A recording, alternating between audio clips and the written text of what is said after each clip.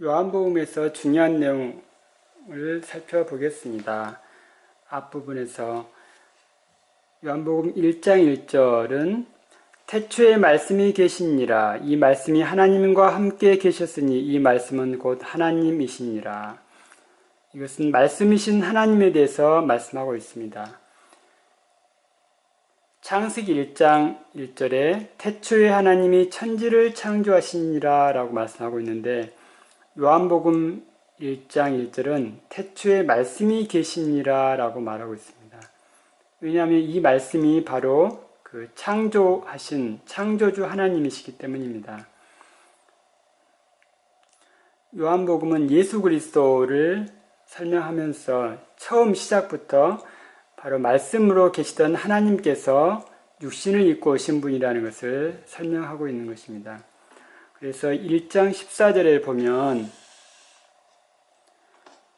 말씀이 육신이 되어 우리 가운데 거하심에 라고 말을 하고 있습니다. 즉 말씀이 육신을 입고 오신 분이 바로 예수 그리스도이고 이분이 바로 하나님이시라고 말하고 있는 겁니다. 태초에 말씀이 계시니라. 이 말씀이 하나님과 함께 계셨으니 이 말씀은 곧 하나님이시니라. 이 말 자체로 하면 논리적으로는 맞지 않게 보일 수 있습니다. 왜냐하면 이 말씀이 하나님과 함께 계셨으니라고 했는데 이 말씀이 또 하나님이시라고 하니까 논리적으로는 안 맞게 보이죠. 그런데 삼위일체 하나님을 우리가 이해하면 이 말씀은 그렇게 어려운 것은 아니고 그냥 기록된 그대로 이해할 수가 있습니다. 이 말씀에 대해서 알기 위해서 참고로 시편 138편을 찾아보겠습니다. 138편 1절은 이렇게 시작합니다. 내가 전심으로 주께 감사하며 신들 앞에서 주께 찬양하리이다. 여기서 신들 앞에서 주께 찬양하리이다 라고 할 때 신들이라는 것은 하나님의 말씀을 받은 사람들을 말하는 것입니다.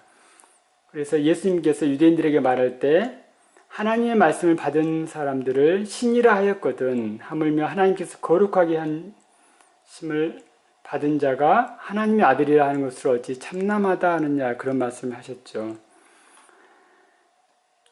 내가 주의 성전을 향하여 경배하며 주의 인자하심과 성실하심을 인하여 주의 이름에 감사하오리니 이는 주께서 주의 말씀을 주의 모든 이름 위에 높게 하셨습니다. 여기에 보면은 주께서 주의 말씀을 주의 모든 이름 위에 높게 하셨습니다 라고 말하고 있습니다. 말씀을 주님의 모든 이름 위에 높게 하셨다고 할 때 이 말씀이 바로 이제 우리가 읽고 있는 이 태초의 말씀이 계시니라와도 연관되어 생각할 수 있습니다. 다른 구절에 보면은 그를 모든 이름 위에 뛰어난 이름을 주셨다라고 말하고 있고, 모든 이름 위에 뛰어나게 하셨다라고 말하고 있습니다. 모든 정사와 권세와 능력과 주관하는 자와 이 세상뿐 아니라 오는 세상에 일컫는 모든 이름 위에 뛰어나게 하시고 모든 이름 위에 뛰어난 이름을 주사. 예수 그리스도께서는 말씀으로 계신 하나님이시고 또 하나님께서 모든 이름 위에 뛰어나게 하신 바로 그분이십니다. 그리고 또 이 말씀에서는 이분이 창조주 하나님이시라는 것도 분명하게 말씀하고 있습니다. 그가 태초에 하나님과 함께 계셨고 만물이 그로 말미암아 지은 바 되었으니 지은 것이 하나도 그가 없이는 된 것이 없느니라. 즉 모든 만물이 예수 그리스도를 통해서 지은 바 되었다는 것을 말씀하고 있습니다. 4절에서는 그 안에 생명이 있었으니 이 생명은 사람들의 빛이라. 우리가 요한일서 1장에 보면은 하나님은 빛이시라 라고 말을 하고 있습니다.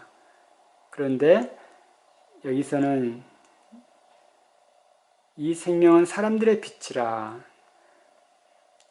또 9절에 보면 참빛 곧 세상에 와서 각 사람에게 비치는 빛이 있었나니 라고 말하고 있습니다.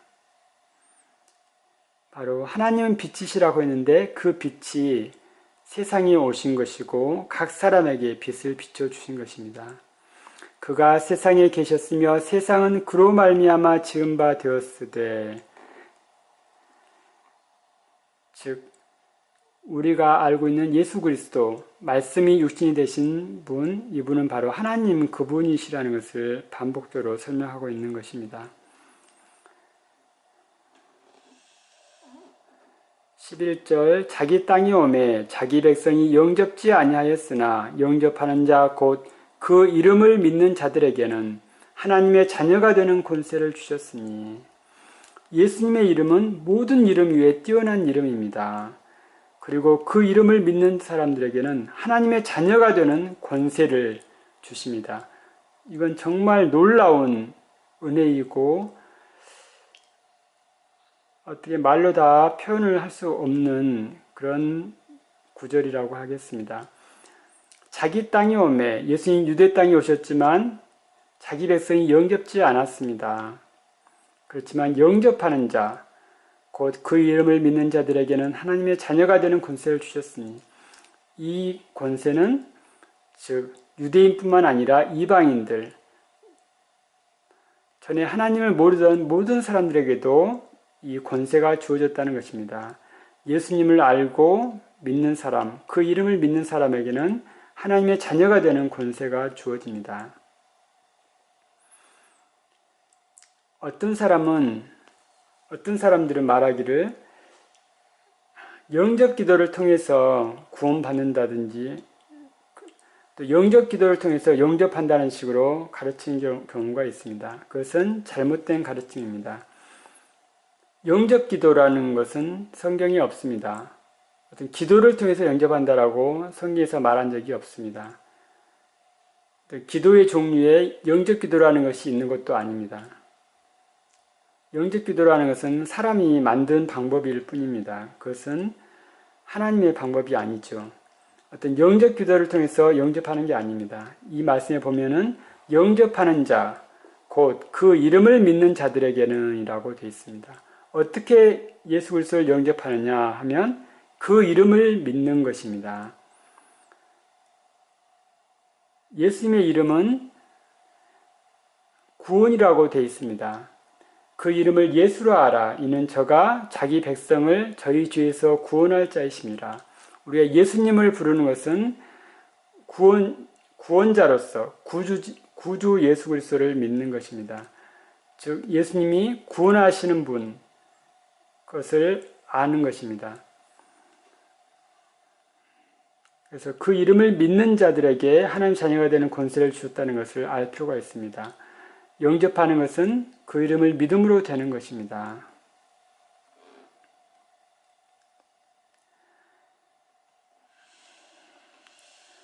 그리고 요한복음 1장 19절부터는 세례 요한이 세례를 주는 내용이 나오는데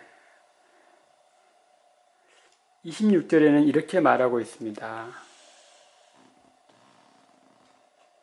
요한이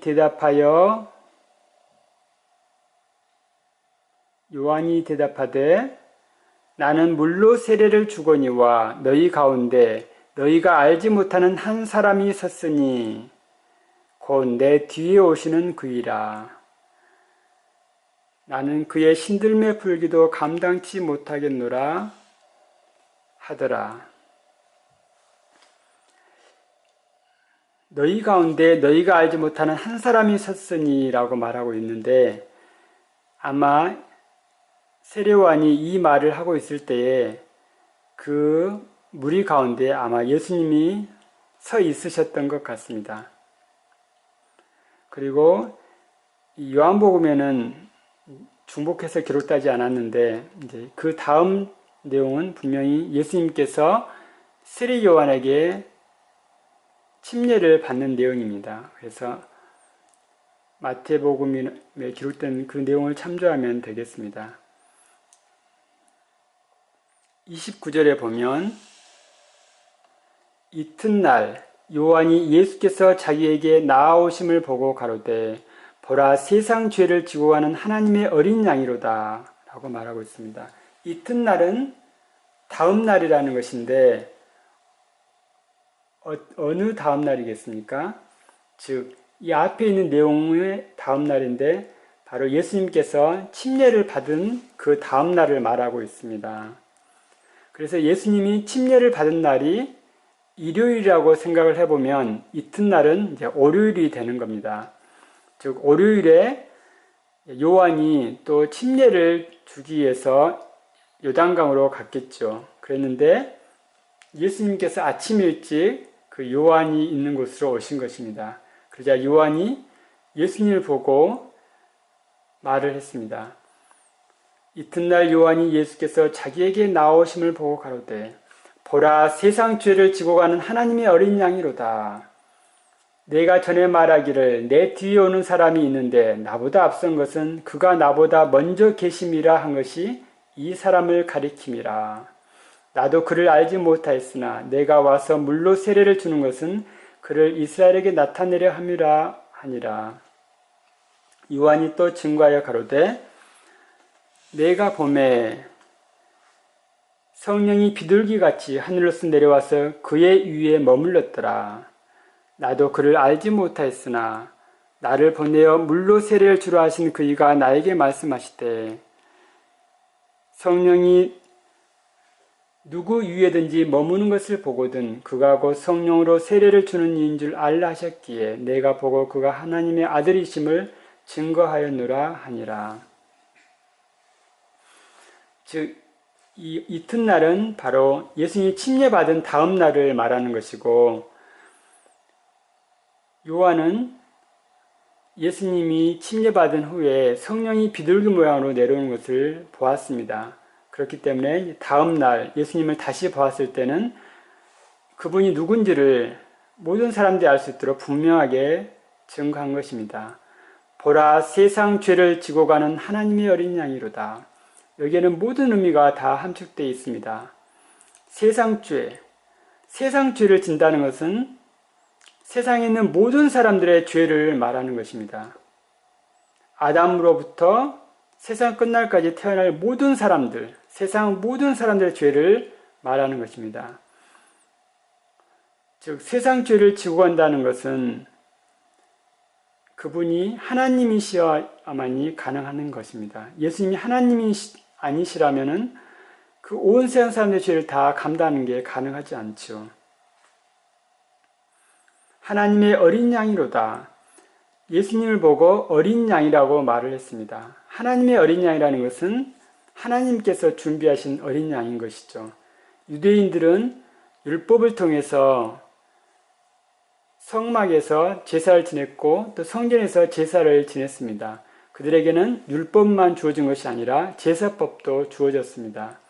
제사법을 통해서 죄를 깨닫게 되면 짐승을 죽여서 그 속죄하는 제사를 지냈었습니다. 그리고 그 가장 대표적인 것이 바로 어린 양을 잡아 죽이는 것이었기 때문에 유대인들은 그 오랜 역사를 통해서 자기들의 죄를 속죄하기 위해서 양을 죽여왔습니다. 그리고 그들은 또한 하나님의 어린 양, 하나님께서 준비하시는 어린 양, 속죄 제물이 있다는 것을 알고 있었습니다. 세례 요한은 유대인들에게 바로 그 어린 양을 소개한 것입니다. 예수님을 보고 이분이 바로 하나님이 준비한 어린 양, 그 희생 제물이라고 가르쳐 준 것입니다. 우리가 아브라함이 제사 지내는 것을 통해서도 알 수 있습니다. 여호와 이레라는 것은 하나님의 산에서 하나님께서 친히 준비하신다라는 의미가 있습니다. 하나님께서 그 희생 제물을 준비하신 것입니다. 바로 자기 아들을 죄 없는 그 하나님의 아들을 속죄 제물로서 한 마리 어린 양으로서 준비하신 것입니다. 그래서 이것은 우리가 복음을 깨닫는 데 있어서 아주 중요한 내용에 해당됩니다. 이 말씀을 올바로 아는 것은 곧 복음을 아는 것과 거의 같은 것이죠. 그래서 이 세상 죄 가운데 자기 죄가 들어있다는 것을 알아야 하고 예수님께서 내 죄를 지고 가기 위해 오셨었다는 것을 알아야 합니다. 그리고 또한 예수님께서 내 죄를 지고 가셨기 때문에 십자가에서 죽으셔야 했고 또 다시 살아나셔서 이 말씀을 통해서 내게 가르쳐주고 계신다는 것을 알아야겠죠.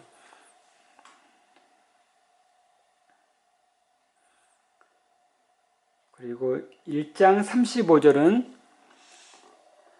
또 이튿날이라고 말하고 있습니다. 요한이 자기 제자 중 두 사람과 함께 섰다가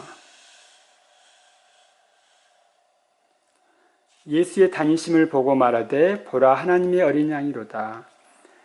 또 이튿날이라는 것은 같은 날이라는 것을 말하는 것입니다. 즉 이튿날이 월요일이라고 하면 또 이튿날도 바로 월요일입니다. 예수님께서 세례 요한이 침례 주는 곳에 왔던 것이 이른 아침이라고 하면 이것은 이제 또 시간이 조금 지난 그 월요일 하루인 겁니다.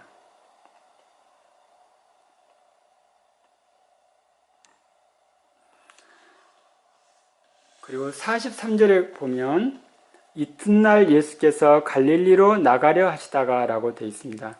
이 이튿날은 또 언제겠습니까? 역시 같은 날입니다. 즉 이것도 월요일이라고 이해를 하면 됩니다. 예수님이 침례를 받은 날이 일요일이라고 하면 예수님은 월요일에 그 세례 요한에게 두 번이나 하나님의 어린 양이라고 하는 그 증거를 받았고 이제 또 아마도 오후에쯤 되었을 것 같은데 이제 또 다른 제자들을 만나는 걸 볼 수가 있습니다. 1장 37절을 보면 두 제자가 그의 말을 듣고 예수를 줬거늘 예수께서 돌이켜 그 젖는 것을 보시고 물어 가라사대 때 무엇을 구하느냐 가로되 랍비 어디 계시오니까 하니. 그래서 39절에 보면은 그날 함께 거하니 때가 제 10시쯤 되었더라. 10시, 10시니까 당연히 오전 10시를 말하는 것입니다. 요한복음은 예루살렘이 망한 후기 때문에 또 에베소에서 기록했기 때문에 그 로마 시간을 사용하고 있습니다. 지금 우리가 사용하는 시간과 같습니다. 제 10시쯤 되었다는 것은 오전 10시가 됩니다. 그래서 이때 오전 10시에 시몬 베드로와 이제 그 형제 안드레가 이제 예수님을 만났다는 것을 기록하고 있고 또 이튿날 예수께서 갈릴리로 나가려 하시다가 빌립을 만나 이르시되 해서 또 빌립을 만나고 또 나다나엘을 만나는 걸 볼 수 있습니다. 그래서 예수님이 월요일 하루 동안 세례 요한에게 증거를 받고 또 시몬 베드로를 만나고 그 안드레를 만나고 또 빌립을 만나고 나다나엘을 만나고 여러 제자들을 이렇게 만난 것을 볼 수 있습니다. 예수님이 침례를 받고 난 즉시 이렇게 광야로 가신 것이 아니고 오히려 다음 날은 오히려 다시 세례 요한을 만나서 자신이 그리스도라는 것에 대한 분명한 증거를 받으신 것입니다. 요한복음 2장은 이렇게 시작합니다. 사흘 되던 날에 갈릴리 가나에 혼인이 있어 예수의 어머니도 거기 계시고. 사흘 되던 날은 언제를 말하겠습니까? 즉 이튿날 다음이 사흘 되던 날입니다. 즉 일요일날 침례를 받고 월요일날 세례 요한의 증거를 받고 제자를 4명이나 만났습니다. 그리고 화요일 되는 날이 사흘 되던 날인데 그날은 갈릴리 가나의 혼인잔치에 참석하신 것입니다. 왜 화요일날 혼인잔치가 있었을까요? 우리가 창세기를 읽어보면 둘째 날, 즉 월요일에는 하나님이 기뻐하시니라는 말씀이 없습니다. 대신 셋째 날, 하나님이 기뻐하시니라는 말씀이 하나님이 보시기에 좋았더라는 말씀이 두 번이나 나옵니다. 그래서 유대인들은 일월화, 사흘 되는 날을, 그 화요일을 결혼하기 아주 좋은 날로 본 것입니다. 그래서 이 사흘 되는 날에 혼인잔치가 있었다라고 이해를 하면 되겠습니다.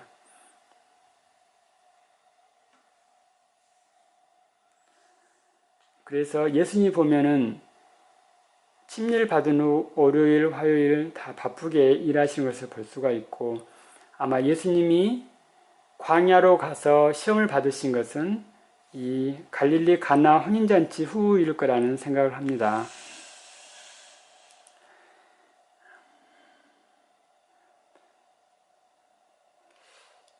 (2장 3절에) 보면 포도주가 모자란지라 예수의 어머니가 예수에게 이르되 저에게 포도주가 없다 하니 예수께서 가라사대 여자여 나와 무슨 상관이 있나이까 내 때가 아직 이르지 못하였나이다.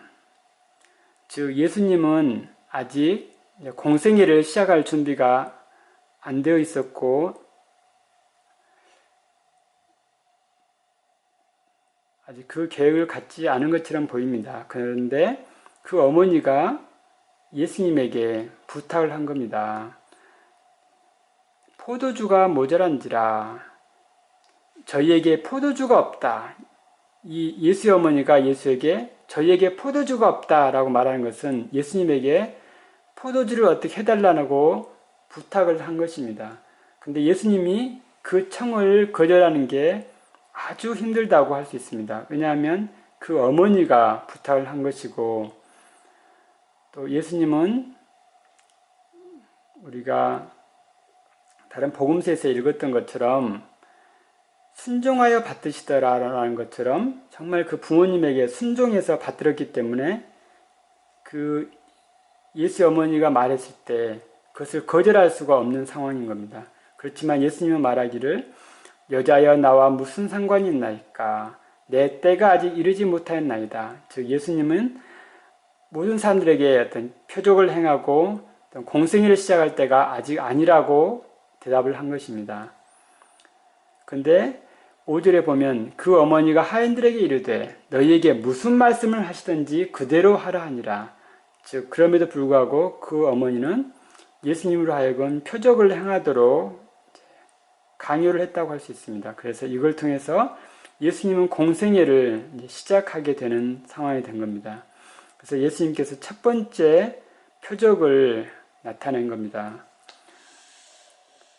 그래서 11절에 보면 예수께서 이 처음 표적을 갈릴리 가나에서 행하여 그 영광을 나타내심에 제자들이 그를 믿으니라. 아마도 예수님은 이 일을 행한 후에 광야에서 시험을 받고 또 그걸 통해서 공생애를 위한 확실한 준비를 했을 거라고 생각합니다. 그래서 거기서 정말 권세를 가지고서 돌아왔을 것입니다.